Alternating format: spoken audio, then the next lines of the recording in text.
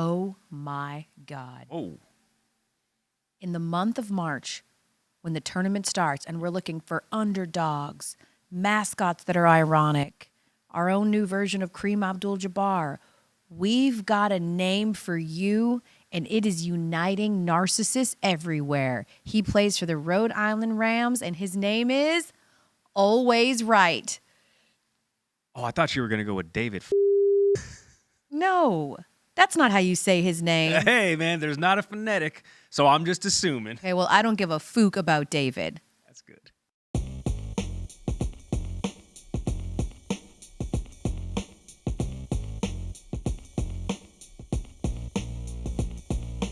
Also, I did get narcissist and nepotism confused because also Ray Allen's son plays for the Rhode Island. I mean, they are stocked with, this is an all-name team. 100 Hall of Ray Fame Allen names. the third, Yeah. freshman for the team. Wow. And how would you really pronounce F-U-C-H-S? Fuchs. Well, that's less fun. Sure. That's 100. less fun. Just, never let the truth get in the way of a good story. Thank you, Elle, So you we get will- it. Yeah, so we will definitely call him David. Sure will. Take it to the bank. Definitely don't let him swap jerseys with Grady Dick. Come on. Come on. We're past that storyline. Elle, Are there's we? plenty- Okay. there's All right. plenty- All right. All right. Plenty to nibble on over the course of this next hour of programming. There really is. There's a lot to get to as we say hello and welcome to the Elle Duncan Show, featuring, starring, co-headlining Gary Striewski. I still don't really know how to describe you. It's a and what you promotion. do. Yeah. Usually it's just with Yeah. Gary Striewski. I think I got a promotion. Gary Striewski around. Starring. Yeah. Starring. Also here, Yeah. Gary Striewski. Just in the building. We can't quit him. Yep. All right. Listen, we know that it is Thursday right now. Yes. And that at the time that we are taping this show / podcast, tournament time has just tipped. We've got I'm our first itching. game on the men's side. The tournament time has just tipped. Yep. Certainly, there's plenty that we can get to, lots of hot takes. Right now is the time to get your hot takes off. Yes. Because, of course, nothing has started. So we're still in the predictive place. But we are instead, Gary, starting in the least unlikely of places, especially for someone like me who really doesn't pay attention to the sport until the All-Star break. Sure. But it is all about baseball right Come now. on. And not because we've just been itching to see if the Rangers can repeat, There you go.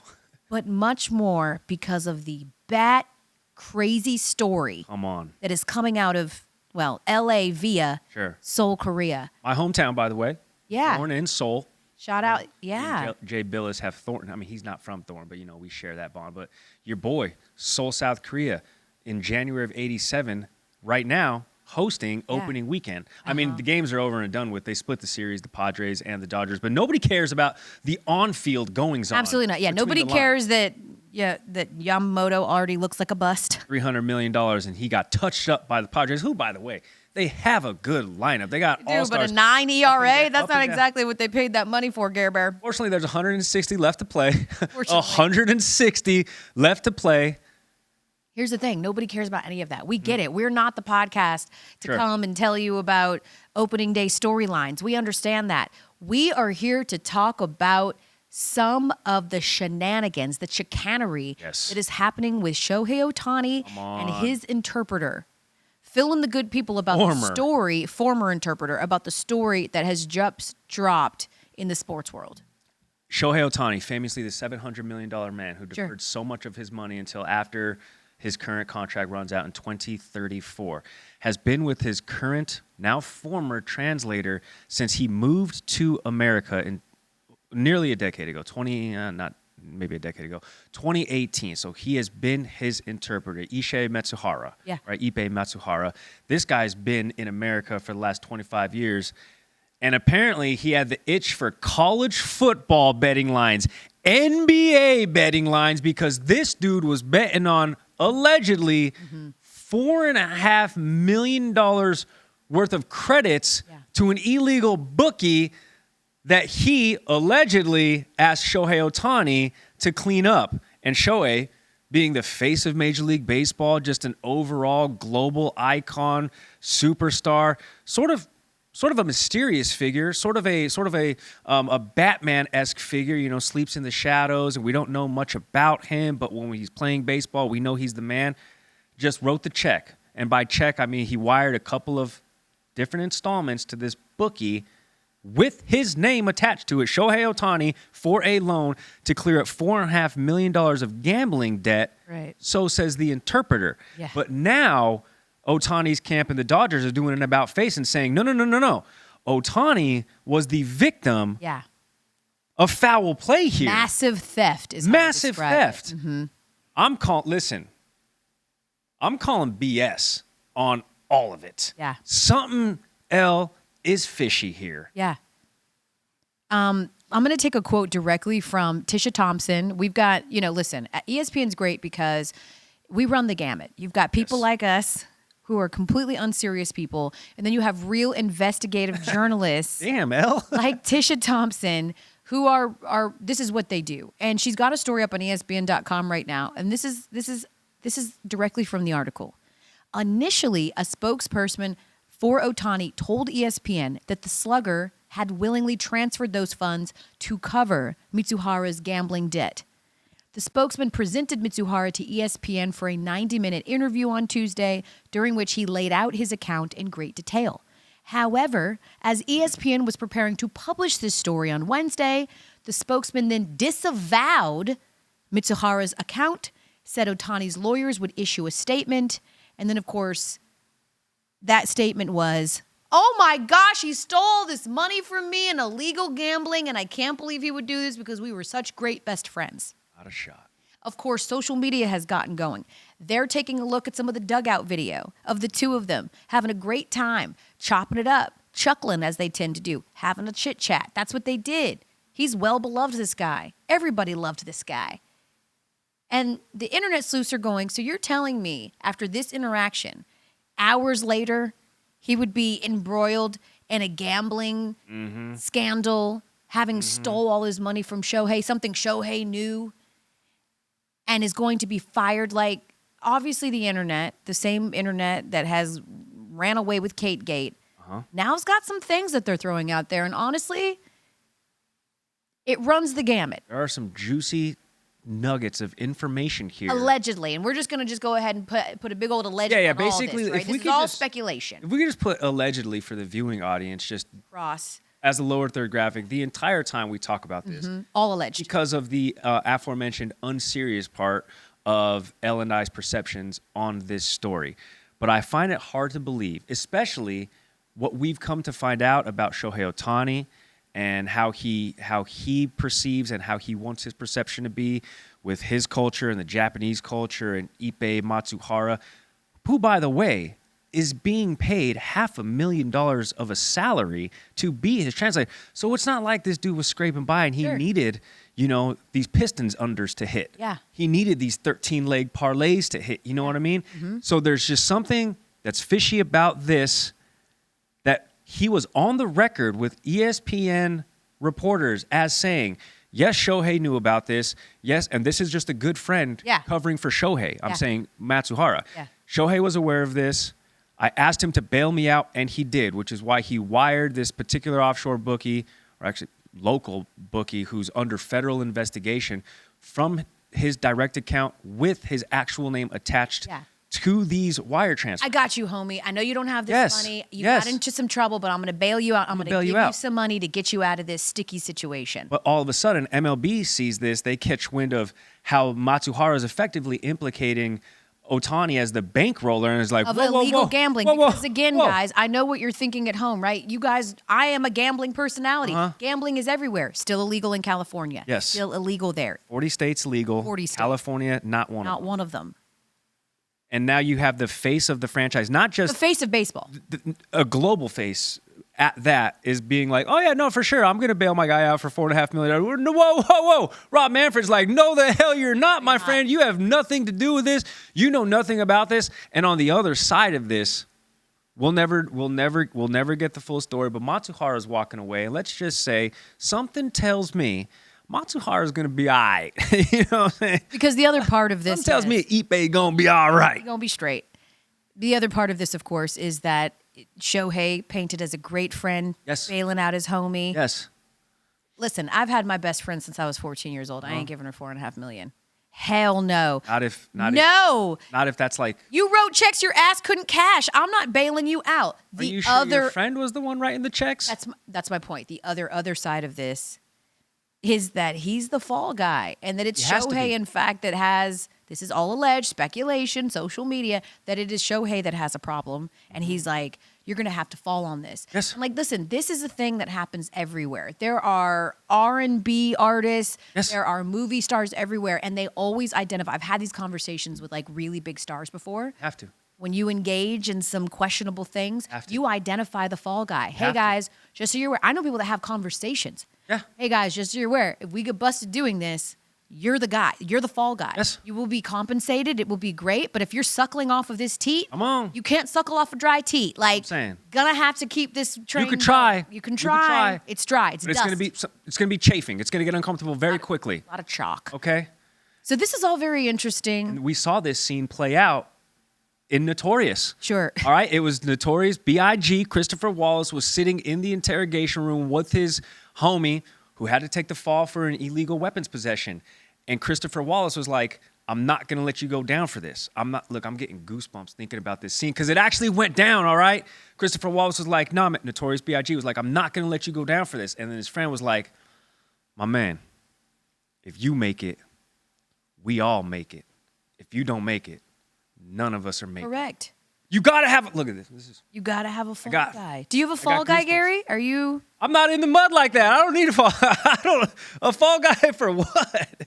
And the thing is, too, is that Shohei is allowed to gamble. He just can't gamble on baseball, right? Like, he is allowed to gamble. He's a citizen, not in Cali, obviously, and not with illegal offshore betting accounts. Which is particularly interesting why the Matsuhara, specifically outlined, I bet on NBA. Sure.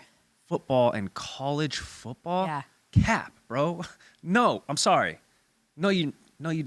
No, you didn't. I wonder, as this story plays out, and again, we'll never get the full details. We'll never truly know. Just like we didn't really know what happened. Passan know the full details, but he's not coming up off that lock and text. key. He should just like call in his Elmo so that he can just like remove himself from like all responsibility. He does a great Elmo, by the way. So while we wait on that, I wonder if Shohei, his translator was also betting on March Madness to begin because college football, college basketball. Why not? It is opening day, if you will, at least for the men's side. Sure. The women start on Friday. And there's some spicy takes. There are some spicy takes in terms of what's going to happen, predictive. We're not going to go through our whole entire brackets because that's boring, and I think we shared those with you the other day. But here's some spicy takes people are throwing around right now as we get ready for the tournament. Caitlin Clark not getting past the Final Four. I don't actually think this is a spicy take at all. Past the Final Four, basically she's not going to get to the national championship or at least to the Final Four. Isn't getting past the Final Four. She's obviously my national champion pick, which we clearly outlined a couple of days ago, and I stand by that. Okay. So, it's spicy. It's spicy based off of the circles who are like in the trenches and have been watching the way that Iowa has to win games this season, and now they have to do it without any room for error. So I get why that's a take. I'm still talking with the best player in the country. I feel you. I hear you. I see you. I receive you. I picked LSU in my Final Four because they would have to face Iowa in the Elite Eight. And it is a different Iowa team, man, than last year. It's not, they didn't just return the same team, and LSU didn't just return the same team either. That doesn't mean that LSU is necessarily better. They're just different than they were last year. They just don't have a post player. I don't think that's a spicy take at all. I don't even have Caitlin Clark getting to the Final Four. I'd love to be wrong. I would love to be wrong. I would love for our ratings. I would love for our stocks. I would love to be wrong. All of that. I just don't think it's that spicy. All right, UConn men's basketball will not repeat as national champs. The last team to do that, the Gators with Al Horford and Joakim Noah. Remember that, 2006 and 07? You ever seen anybody want to go to vacation in Cleveland? Which, by the way, you'll be in Cleveland for the women's Final Four. I don't think that this is a spicy take. Every person that covers this game intimately at our program, Jay Bills was here just a couple of days ago. Jay Williams, joining SportsCenter this past weekend, says they have the best team, they have the best front court, and they have the best coaching in college basketball. All right, where's the weakness in that armor? Well, they do have a really tough path. I think most of the talking heads would tell you that they gave UConn the most difficult path. They did have a dirty path for being the number one. Correct. Policy. They're like, here, have this Iowa treatment. Right, there you go. Damn. Which, by the way, did you see as sort of an aside, did you see the Holy Cross TikTok players? They're playing at Carver, and it was the TikTok. It's like, ooh, girl, this all you? It don't smell like roaches in here because they're a 16 seed playing a 1 seed. Holy Cross right up the way. That's a private university, by the way, in Worcester, Mass. You know, y'all got money too. What are you talking about? Student enrollment, 3,700. But even Holy Cross is walking into that arena being like, yeah, this is gonna be tough. They play Saturday. This is gonna be tough. This is gonna be difficult, especially when they see that crowd in there. Yeah, I got UConn running it back too. And finally, in these spicy takes, that we need to get rid of the first four, especially after what we were forced to witness with Virginia. I'm actually all about that. I'm about that life. How can we say that and then in the same breath be like, expansion is getting some buzz? Like, I'm sorry, no one needs to see 80 teams. There's not a single person that's going, damn, man, I really wish that the 69th and 70th best teams in D1 could have had their opportunity. And I think the reason that they're saying expansion is because there's this idea that if you get rid of the automatic bids, we saw Tom Izzo say that. You should not be able to have automatic bids necessarily for some of these mid-majors because they are stealing bids away from people who necessarily didn't win their conference but still deserve to get in. Michigan State was a bubble team. I think that's crazy because there are hundreds of Division I teams, and more than ever we have parity across college basketball. Yes, the Tom Izzos are saying the Michigan States and your Blue Bloods are sort of being cheated, but we have talent going 1 through 70 up and down this bracket that at any given day, and we've seen it play out in history more recently than most, these 15, 14, 13 seeds winning. So I have no problem with these mid-majors getting automatic bids, and I'm okay with expansion, but we have to just get away with the delineation that there's this first four and then the official first day starts today, day of taping on a Thursday. Just put 68 in there. Throw the ball up and let them go. This first four thing, no one's paying attention until the actual bracket starts today. So if you're going to expand it, just put everybody in. Put 72 in, throw it up, and let's get this day started 2 days early. Yeah, I mean, I think that, again, this is always one of those hot takes because of what we just witnessed with Virginia in the first four. And in fact, when we come national back, champ, 40 points. Correct. It was a nightmare. But listen, even when they won the Natty, they are so boring. And in fact, they're so boring that Stephen A. Smith is coming for people's jobs. On the other side, should you get fired for being good at your job, but just being boring at it? At least be the fall guy in something. Exactly. Warrant of firing. Ooh, what's the sound of that? That's the sound of the Elle Duncan Show dropping every Monday and Thursday. Wherever you get your podcasts, also on YouTube. And every Friday, well, not during the tournament, but every Friday, 2 to 3 p.m. Eastern on ESPN2. Comments have been nice. Yeah. Comments have been rocking with People are liking it. Yeah. We like that. So we don't have to cry. We don't have to whine. We don't have to enter the Whambulance. Before you run the segue. You like that? We've decided to do this segment. This is the second time we're trotting back out, so I'm going to reintroduce it to our incredible listening and viewing audience. Okay. Essentially, we're going to play you some sound or some comments from someone, and we decide, do they need to take a little trip in the Whambulance because they're whining so much? Now, drop it. There it is. And for those of you that aren't watching, it is Gary Striewski driving the Whambulance. I got my CDL. I don't think you understand that that's a little bit of a snipe. Why would you be the one driving the Whambulance if it weren't that you're an expert at whining? And that's fine. Listen, I think realizing where your strengths and your weaknesses are actually a character green flag as opposed to a red flag, and I'm all right with that. That's gross. I only complain when I have to. Like today before our podcast, I was like, Elle, I would really like to vent about my mother. Yeah. Because I called and 20 seconds in, she was just like, Gary, why are you telling me everybody on the internet on SportsCenter that I think Randy is funnier than you? And I'm like, Mom, it's a joke. And she's like, well, I don't like it. Stop doing that. 20 seconds in, I'm like, Mom, you got to chill. You got to chill, mother. Oh, wow. She was like, oh, I don't like that. Posting pictures of me on the internet without, telling me, I didn't do my hair. I'm like, Mom, did you read the comments? People love you. And she's like, well, I didn't like how you said that. That's fair.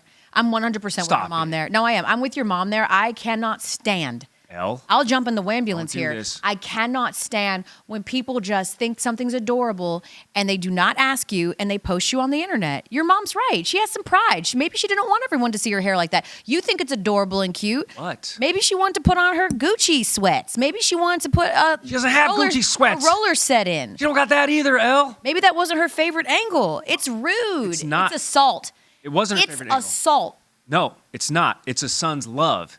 is what it is. And my mom, she'll make you feel bad with, oh, the angle, oh. But then she's like, but what are the comments saying? Oh, do the people, they think I'm young? Oh, they want to know about my skincare routine? Mom, you can't have it both. You can't get mad at me for making you some mini social media celebrity that nobody knows about, or that's quite mysterious unless I post you. But then you get mad at me because I do that.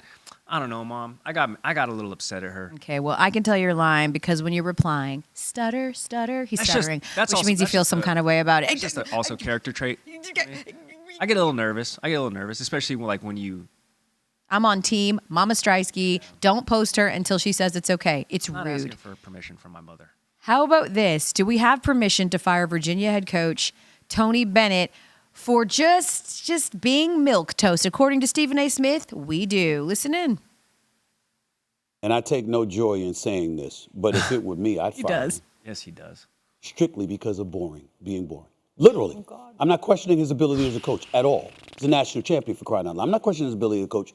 But you cannot be that boring, that unappealing for so long and get away with it. Listen, even when Virginia was losing to the Golden Retrievers, wasn't that their 16 seed? UMBC, is that ever 16 to beat a 1? Correct. Even when they were winning national championship, not plural, the 1. Correct. They have always been a really tough brand of basketball to watch because they're low scoring, because it's all defense, because there is no emphasis at all. I imagine it would be like now if a team from like the 60s and 70s in football got hot, where they just run the ball all the time, and you're like, this is so horrible, like what the Eagles were trying to do with the Wildcat when Chip Kelly was there. Oh, my God. It's like, can someone throw the ball, please? Yes. No one likes this kind of sport anymore. Yep. You know, when we've got Caitlin Clark making threes from the half-court line, nobody wants to see 40 points. It was really a tough watch, and I think Stephen A. actually went in to give a couple of stats as well. They went like 10 minutes without a field goal. Yeah, that's crazy. And then they were Horrible. held in the second half. They scored 15 points in the first, but I'm glad that you brought up that era of play because nobody is going to be complaining. And I get it. I'm not giving Coach the benefit of the doubt here because he's only won a national championship. But if he's got like that John Wooden success where all they ever focused on was passing, cutting, and setting screens, Stephen A. Smith ain't calling for his job if you're winning by way of that. Sure. But it's a thin margin because one day you're a national champion and you're bulletproof. You can't anybody say anything about you, no matter how boring you might be approaching this game. And then the next day you're losing to a 16 seed. So I think that Virginia probably would have better grounds on just firing him for, not fulfilling Virginia's potential as opposed to being a boring style of basketball. Since we're throwing out conspiracy theories, maybe Tony Bennett, who, by the way, was born for a television. That man is a handsome man. He's got perfect hair. He is him and Jay Wright. Coach Clooney? Wright. I mean, Coach they're Clooney? just both very good-looking men. Yep. Maybe Tony Bennett is doing this so that he can get fired, so he could join us here at ESPN. So, and if that's the case, I never wanted you to get fired at all, Coach. What did I just say? Because I totally forgot what I said. But I'm pretty sure I advocated for him keeping his job. You did. I don't like seeing people lose their jobs. I stand with Matsuhara as well. There you go. I think you just blacked out. All right. Next up, should we put Draymond Green in the Whambulance, who has a little bit of feelings about LeBron James and our colleague JJ Redick starting their own podcast? Listen to what Draymond said on his podcast about it. So I'm excited to check it out. I must say I am a little upset that LeBron James is like going on a podcast and he still haven't been on the Draymond Green show. But when it's your own thing, you kind of can't say anything. So I guess I'll live with it for now. Yeah, this is what I love about Draymond is that he is so petty. Mm-hmm.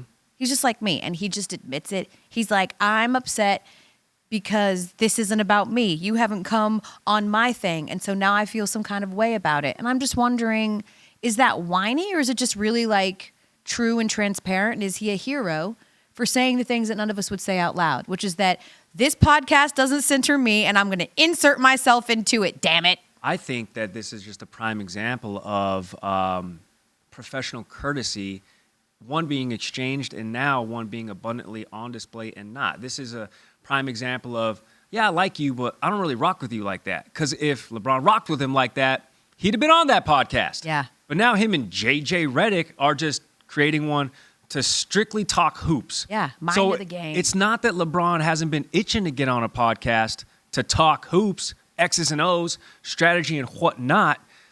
It's just one of those situations where it's like, yeah, I like you, man, but I don't rock with you like that. Yeah, like we're I cool. ain't gonna get on your podcast. We cool. Yeah. But we ain't cool, That's what I'm right? saying. There are That's what I'm different saying. levels of cool. We Yeah, we're chill. acquaintances, we chill, we'll dap each other up. If We're I at the see you at same an parties. event, yeah, We're like at the- what's up, Dre? We're at Ruben's white party. We're chilling. Yeah, but we're like, cool enough for me to call you Dre. But we're not pulling up to the party together. Correct. And we're not leaving together, Fact. and we're not ratifying any business deals together as well. I love how petty our graphics person is too. Maybe they could start a new pod called the Play-In Pals. That's good because as it presently is constructed, They both are. they're the 9 and 10 right now. So they have more in common than they think. I wouldn't want to put Tyrese Haliburton in the Whambulance. It's kind of sad, Or actually. his comments about what he said about sad. sort of feeling like he's not really valued as a real person, talking about the idea that at this point, for half of the internet, they just feel like props in this betting cog, that most of the comments are people not concerned about his play, but just rather concerned with whether they lost them big money or not. And I do Right. think there's a lot of athletes that are speaking this way. It's like, at the height of fantasy football, which, listen, fantasy football is still really huge, and we know that. But like when there was shows on FX, and it was a lot of the players felt that way too. Like I get hurt, and then all my mentions look like you've ruined my fantasy team. Well, in reality, I'm hurt, and this sucks for me too. And I think we are starting to see some of the athletes speak out about, like how scary it is, especially for some of these young athletes. People put money on these things, and all of a sudden A lot it of becomes money they don't have. money that they don't have, and which all of a sudden becomes these players' problems, which is not. And so Tyrese basically says, like, I feel a little bit like a prop, and that feels some kind of way. He also acknowledges no one's going to feel sorry for him. Correct. But that, just speaking from his perspective, it sucks. It's pretty introspective, too. And I know we label ourselves some unserious people, but, like, this betting thing is getting kind of crazy. Like 2/3 of people who admit, and there's so many people that don't admit, to having gambling issues, which are equivalent to substance issues as it relates to like how it financially burdens you, how it mentally burdens you, are men, right? And these are young men in their 20s and their 30s, oftentimes spending money that they don't have, and it becomes a slippery slope. And Tyrese Haliburton obviously being on the receiving end of the brunt of a lot of these dudes losing money that, again, a lot of them don't have. He's saying that he has to shut his comments off. He can't read his comments because Tyrese Haliburton, yes, supermax contract player, but he's reading comments that are like, dude, I just lost my last $1,000 because you didn't hit this over on a Sure. random Tuesday night.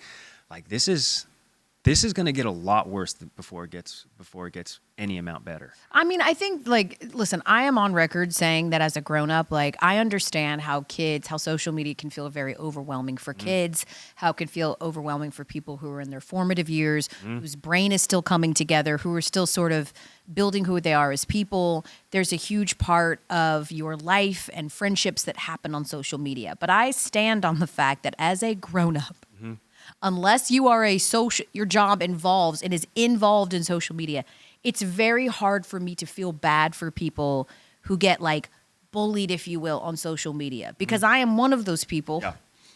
And it's very easy to either turn all your filters on or just ignore them. Yeah. Like as soon as the internet starts getting mean at me, I just go, you know what? You know what I can do? Not look. Put my phone down, Yeah. like literally not log on. Sure. And like my thing is, I feel for Tyrese Haliburton in many ways, but also he does not have to be on social media to Correct. do his job. Sure. He can go be a basketball player and kill it and do his thing and never even know what anybody is saying about him and not be the wiser. So I do think it's tough, like, to sort of feel bad for people, especially grown-ups, when they're like, people are really mean to me on Twitter. It's like, well, then don't look. Like, don't engage. You don't have to look. If you want to find something, you will find it. Definitely. I know people who complain about that, and then they go and search their names on Twitter, which is the worst thing you can do. Listen, the boldies that will at me and talk, I'm like, okay, you're annoying, but also at least you're bold enough to do it. Facts. The things that are Chirping said, back. the things that are said when they don't at you are horrible. And if you go find those things and look for those things, then you're going to find all of that You're hurt gonna and find what sadness. you're looking for. You're going to find what you're looking for. just like move on, you know? Don't open it up and don't engage. It's just that simple. Let it die down. People move on. Someone else does something or says something or has a bad game. Somebody else, for no reason at all, decides they're going to guard their own player, James Harden, and everybody moves on and it becomes fodder for someone else. Lastly, should we put our own, and I love this man, Tim MacMahon, T-Mac, you dirty dog, on the Hoop Collective podcast? He decided to go after maybe the one group of people you don't go after because they've got like a monster Napoleonic complex, and I know that because I am a short person as well. He went after short kings. Listen in. Fellas, listen, this is a controversial subject. I understand. It's sensitive. There's a bunch of wee little fellas out there who get sensitive when I bring this up, but I've told you, male referees need to be there's a minimum height requirement. There has to be. This needs to happen. The short fellas have quick triggers, okay? And I'm looking at well, maybe I'm wrong. I think he's a sub 6 footer. Sub 6 foot men should not be ref in NBA games. Yo, oh no, T-Mac. Like, listen, short refs. In my mind, short refs are the people that are like, I've always loved basketball my whole life, but I've just been too little to be an actual player. And I'm going to wield this hammer. So this is my way of getting close to the game and being near the game. And of course, because they're short, you know, they've got some ego issues anyway. But your dad's a tall one, right? Yeah, he's like 6. Yeah, he's 6'1". Did he like short refs on his team? I don't think we ever got into that, Gary. I never said like, so Dad, what about shorties? Are you guys down with that? Now you got a little bit of fodder. All right, you got to ask him. You have to ask him if it actually specifically affects the game in a negative fashion. If they are not of the altitude that they can make the right calls and stay away from the incorrect calls. Because if Clark says, hey, there's actually a little bit of credence to what T-Mac is saying, then I'm going to give it to him. Otherwise, Tim, you are putting all of us in harm's way by saying, you know, short refs can't referee basketball, because the next thing we're going to say, and we push back on athletes all the time, well, I don't think if you played the sport, you can't. You calling him? I'm calling Dad. Yes. Calling in Clark. You can't talk the sport if you haven't played it. Tim, you're setting us all up for disaster. Hey. We got him on the phone. Got it. Hey, Dad. We got Clark on the phone. Here we go. Hold on. Dad, you're on speaker because we're taping the show, and I need to ask you, since you are our representative for all officials, one of our colleagues said that short referees should be banned from the NBA. And I just want to ask you, is being vertically challenged, is that problematic for the job as a referee in basketball? No, it isn't. And to my question would be, how short is he talking about? I mean, what is he talking about? A midget? I mean, what is he talking about? Sub 5'9" would be considered short in the situation in the NBA. I'd say I don't think there should be height. I think there should be a qualification as far as being able to call a basketball game. I believe most refs, in my opinion, some of the best refs played the game. A lot of guys I used to ref with back in the day, they hadn't played. They'd read the rule book and knew it inside out, but they had never played the game. And sometimes they weren't as effective because the game has to have a flow. They understand the flow of the game. And every game has a different flow. So I don't think a height restriction has anything to do with it. I ref with good refs that were short and bad ones that were short and bad ones that were tall and good ones that were tall. So it just really doesn't matter. Do you have an eye for it? You have to have an eye for it. Clark Duncan, thank you, Dad. Clark Duncan has spoken. Clark. You don't have to be... You have to play the game. He was a little too quick with the answer, too. So, there's not even any gray. No, he's like, you need to play hesitated. basketball. That's what you need to do. He's like, those are the worst refs, are the ones that never played. But if you played, even if you got off like on this junior league level, then you are a better ref than ones that have not played, tall or short. There you go. Interesting, T-Mac. You know, obviously Tim MacMahon doesn't follow Dunkin' on, and I mean Dunkin' Donuts, because according to the donut giant, it is short king season. We'll get into that and some more food takes on the other side. All right, we back. Dunkin' Donuts has announced officially That they're sponsoring the show. Thank you. I wish. Come on, Dunkin'. Is an announcement that we hope to have soon from Dunkin'. I would love that. Makes perfect sense. Dunkin', do not overthink this. It works really well. I will absolutely change my name legally if you sponsor the show. I'm not going to do that. But they say that because it is spring and they've got a new promotion with a tiny cost. I don't know if this is. This like would be. I still struggle to figure out all the names at Starbucks. Like I'm 100% small, medium, large. Well, I'm not saying I say that grande, too. venti. I'm not saying Trente, Venti. I'm not saying I ain't any saying of that. none of that. Small, medium, large. Thank you. But I guess this is their small Okay. coffee, so they're calling it the Short King. And I got to be honest, I feel like there's one media member who should be really pissed about this. Oh. Pete Blackburn. He is he's a hockey guy, and he has dubbed himself the Short King. He's a short king. He's a Short King. He is. If I didn't know Pete Blackburn, I'd be like, that man is super intimidating, super chiseled, good looking. And then He's all that. And then I met him in person. I was like, and then he called himself the Short King. I was like, oh, I get it. He leans in. I get it now. He leans in. He owns it. He 100% owns it. How short is Pete though? 5'3"? Whoa. I don't know if he's 5'. I think he's like 5'6"? 5'6"? Something like that. It's not that short. Mid though. fives. Yeah. Okay. Mid fives. Mid fives. Like back in the day, like early 1900s, like he's giant on Early the Titanic. You know what I'm 1900s. saying? Like he's a giant. People have just grown. All right. Google says they Lies. Okay. Christina, our producer, We said know Google Pete. says he's 5'10". We know Pete well enough. No, absolutely not. And That's listen, not true. Google's Nobody been- is calling yeah. themselves the Short King if they're 5'10". They're lying and saying they're 6 foot. Google's absolutely been getting not. in trouble for capping too, so you know that's been Correct. That's lies. I'll Yes. tell you that right now. The funny thing about the Short King drink is it is only here for a short time, Okay. which is funny. Literally only a week, from like the 19th until the 26th. So it's So you not, can only get a small cup of coffee for 1 week from yeah, Dunkin' because then Donuts. the Short King gets played out like, oh yeah, funny personality. Oh yeah, no, it's fun for now, but do I really want to do I want to settle on the Short King? Not long term. I mean, there are at the time of this screen grab 3 million views on this, so it piqued enough interest. Yeah. All right, like it'll get your attention, and then if it has good personality, it'll keep you around for a little bit. But then once it you runs- get all these jokes off, like must be this tall to ride this ride, it's And it like runs I'm it- bored. Runs its course. Okay, I'm gonna reach out to Pete and be like, how tall are you actually, Pete Blackburn? Because 5'10" is cap. I also think that it is total cap as we do some more food for thought. Let's just go down this food spiral, shall Okay, we? perfect.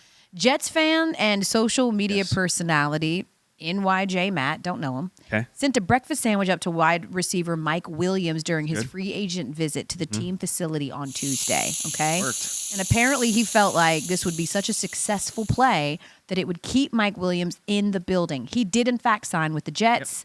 This guy is taking all the credit. Mike Williams posted a picture eating the sandwich. What kind of sandwich is this? Pork roll, egg, and cheese. And it probably helped tip it over the scales.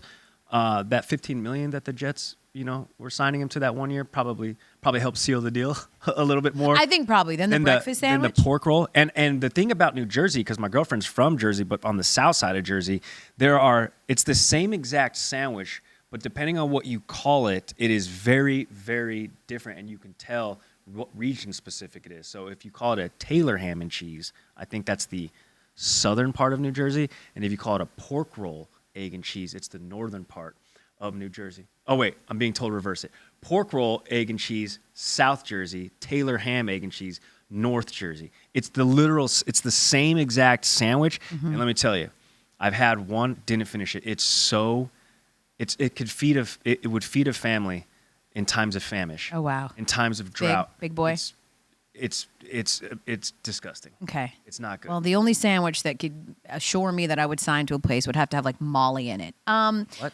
Here's some other food options. Here's some other food options from Oh, famous cities and their this is famous good. foods. And I'm going to run through these and ask you, would this be a green flag and you wanting to stay in that city? Yes. This meal, or a red flag and Yes. you'd want to run? Let's go to Perfect. Baltimore. Crab cakes. All day, every In. day. It's so good. In. So good. I remember when we were there for Red Sox opening day in Yeah. Baltimore Camden Yards, and that was a special treat to the media members. They had Maryland crab cakes. Yeah. And they were smacking. Yeah. Crab cakes are so good. I would say just a little bit of feedback from my Baltimorean friends. Maybe like you could go like a little bit easy on the Old Bay on everything. No. Yeah, no, I'm just saying like I love Old Bay too, but like my meal doesn't need to be Old Bay chicken wings with Old Bay French fries with a side of broccoli with Old Bay seasoning. on them, Gotcha. too. You're saying preserve it. You don't have You to can't overseason You don't have to things. put it on everything. Got Correct. it. All right, Okay. Chicago deep dish pizza. Surprisingly, this is a red flag. The Lou Malnati's, the not DiGiorno. Lou Malnati's, and there's another one that starts with D. It's again too heavy. Look at that. This is not a pizza. This is a lasagna. Fair, with bread around and it. And it's not even soft bread. Like that crust is super hard. It's going to cut the top of your mouth. It's too much. You can't do anything after eating a deep dish pizza, and you can't really do anything before it. I'll say this though. I would much rather that version of a pizza than the New York style thin crisp. Slice? I'm not it. What? Here's why. As soon as that guy comes out of the oven, No. that cheese is done. As soon as that guy comes out of the oven, the cheese is not good anymore. If it takes you less than 30 seconds to eat your entire slice of pizza, it's gone. There's not enough sauce on it. There's not enough sustenance. You've got to eat like 3 of those in order for them to stick. I am a big time believer that if you can't eat your pizza with a knife and fork, What? it's not going to sustain you. You're as a describing meal. lasagna, Elle. Pizza Fine. is supposed to be And what's wrong with lasagna? nothing, but we're talking pizza. It's supposed to be thin, crispy, and just the ooey gooey mountain of lava and it's cheese. All right, what about a Detroit Coney dog? I don't know what's the difference between a Coney dog and a regular Yeah, dog. I'm gonna be honest with you. I don't know what that is, but I love a hot dog. I love. That's not surprising. I know. What? I buy them from the side like Ryan Clark. Okay. Oh, is that what it is? Easy. Chili and onions? I Chili, can rock with onions, that. and mustard? Sans the mustard with chili. That's kind of a weird mix. You want to know the last time that I had a hot dog? Well, it's probably got to be a long time ago because you don't do the pork.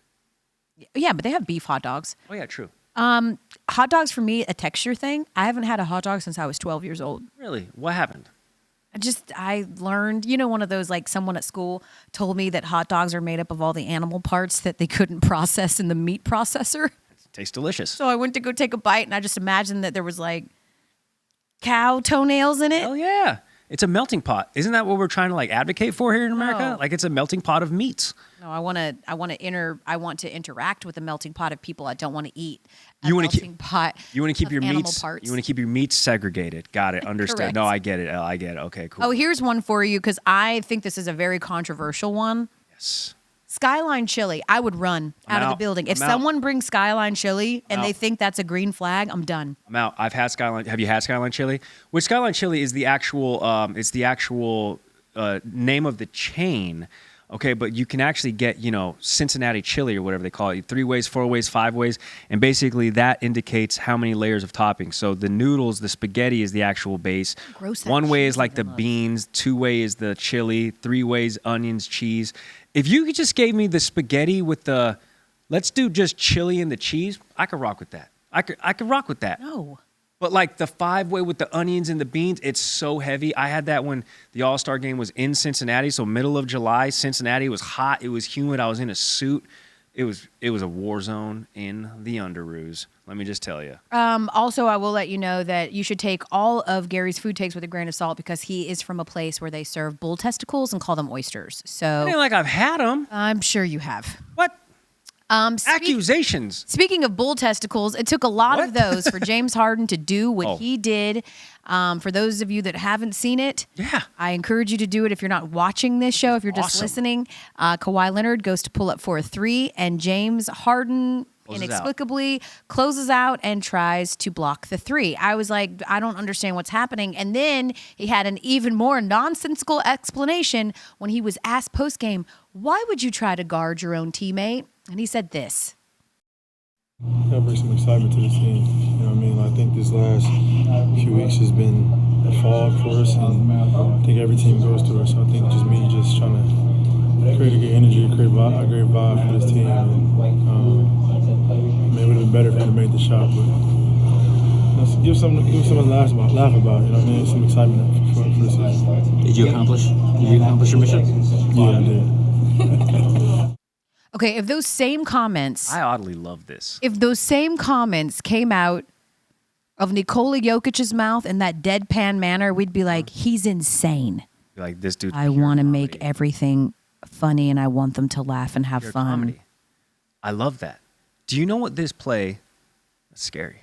Scary. Whoa. Do you know what this play indicates to me? What? We talked about how LeBron was like, we're cool, but I don't rock with you. This is like a very distinct example that James Harden and Kawhi, they like rock with each other. No one's doing that to nobody is doing that to Kawhi Leonard. So silly. Let alone in the middle of the third, like we both watched this and we're like, oh yeah, I thought it was the end of the game. garbage time. Clippers Yeah. up 21 against the Blazers team that's already eliminated from the playoffs. No, this was 5 minutes to go in a game in Portland. Why? James Harden is the one who threw the pass. And what's funny to me is that he's like, oh, yeah, I'm trying to, shake things up, make things funny. They were up 21. You're like, oh, Gary, come on, give us a break. They were up 21. The Clippers just lost the game after being up by 21 earlier in the week. So it's not like 21 points is like some inexplicable, insurmountable lead to have in a game. But he's right, because the Clippers are 8-10 in their last 18 games. He's trying to bring a little spice, and now it's working. Well, this reminded me of, do you remember when LeBron left for Miami, then left Miami, went back to Cleveland, and there's video. I pulled it up, too, just to remind myself. There's video of him as a member of the Cavs setting a pick for the Heat. It's like he forgot he wasn't on Miami's team. Yeah. Do you remember that? It was giving me a little bit of that. Like maybe he just forgot who he was playing for. There's a few players in the league who can get away with those type of shenanigans. Yeah. James Harden is one of them, and we didn't hear anything from Kawhi. Nobody else in the NBA is doing that to Kawhi Leonard. Kawhi Leonard famously is the dude who was on the Raptors, and his own dude tried to dap him up, and he was like, get away from me, peasant. I don't want you. There's the tunnel. Not you. You know what? Maybe we can pitch to ESPN Bet a prop bet that someone in the tournament will guard their own player. Ipe Mutsuhara is like, come on, smash that. I'm smashing.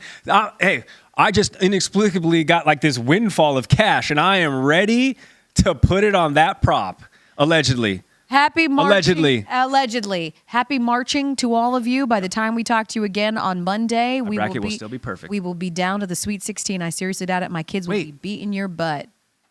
Can't wait. All right. That does it for us on the Elle Duncan. I don't mean that. He really did. Cruel. But you got them their donuts, though. That's right. I did. Xander's going to walk up to you and be like, run me my donut, bitch. Uncle Gary, the man, back in the good graces. That's right. Bye.